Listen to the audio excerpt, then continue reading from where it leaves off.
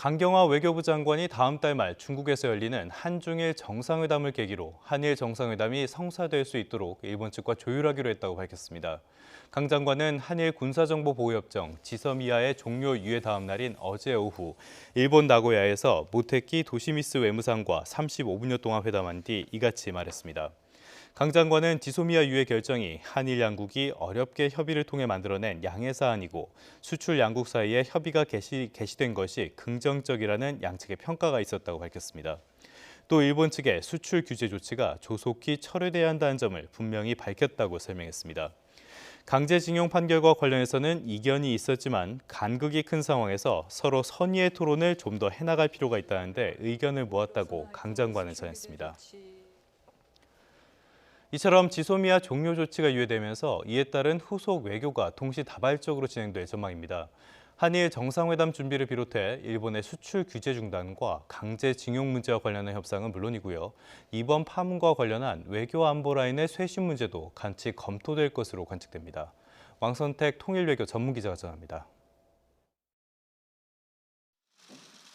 지소미아 파문이 종료 결정 유예로 정리되면서 당분간 한일, 한미 간 후속 외교 일정이 폭주할 것으로 보입니다.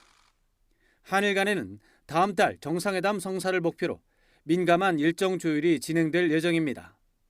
한일 정상회담은 지소미아 문제 최종 정리, 수출 규제 중단, 강제징용 문제에 대한 별도 협상 결과와 연동된 만큼 매우 복잡한 외교 교섭이 될 것으로 보입니다.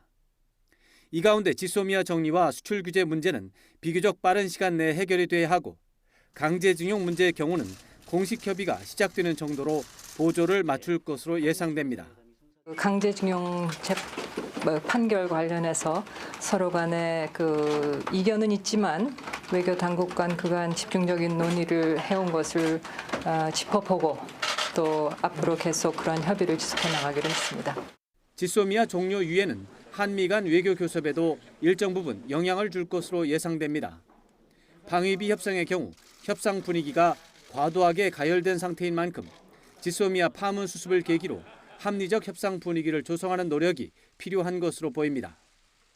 북미 협상 촉진자 역할과 관련한 미국과의 정책 공조에도 긍정적인 영향을 미칠 것으로 기대됩니다. 지소미아 파문이 워낙 이례적인 사태였던 만큼 파문을 정리하는 과정에서 한미 간의 긴밀한 소통과 협력은 물론 정부 당국자 간의 손상된 신뢰 관계를 회복하는 노력도 필요합니다.